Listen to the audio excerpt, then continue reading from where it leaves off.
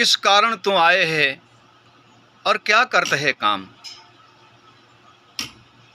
प्रिय सज्जनों, सतिये पुरुष कबीर कहते हैं, किस कारण तुम आए हैं, क्या करत हो काम।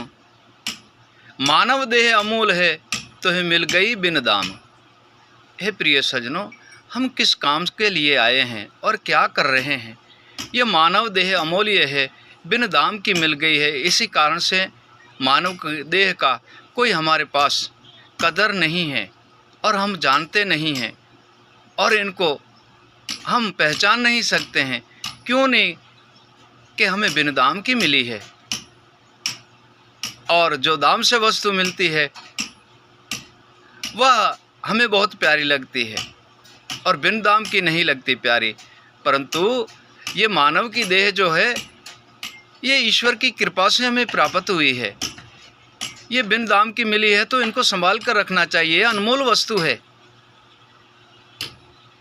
और इनका खोने का डर होना चाहिए। किसी समय खो जाती है, कोई पता नहीं चलता। यमराजा किसी टाइम आकर के ले जाते हैं, कोई पता नहीं चलता है। प्रिय सज्जनों, इसी देह को जानना, इसी देह को पहचानना हमारा धर्म है। सद्गुरु के चरण में जा कर के और उनकी सेवा और बंदगी करें, उनके चरण कमल द्वारे बैठ कर के उनका स्मरण करें, उनका ध्यान करें और उनका भजन करें।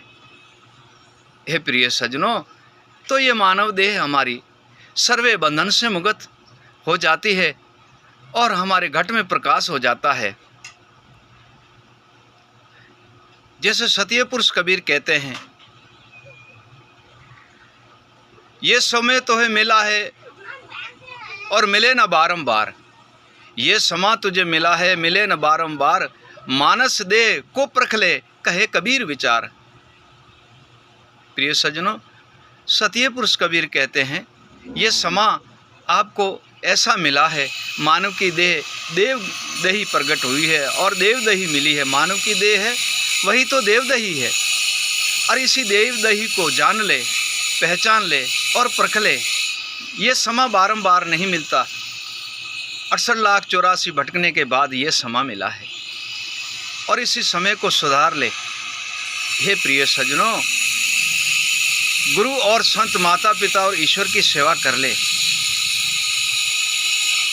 और पूर्ण गुरु के चरण जा और ज्ञान और विवेक के द्वारे गुरु स्मरण और भजन, सैन और शब्द का स्मरण कर ले, जिनसे आप बंधन से मुक्त हो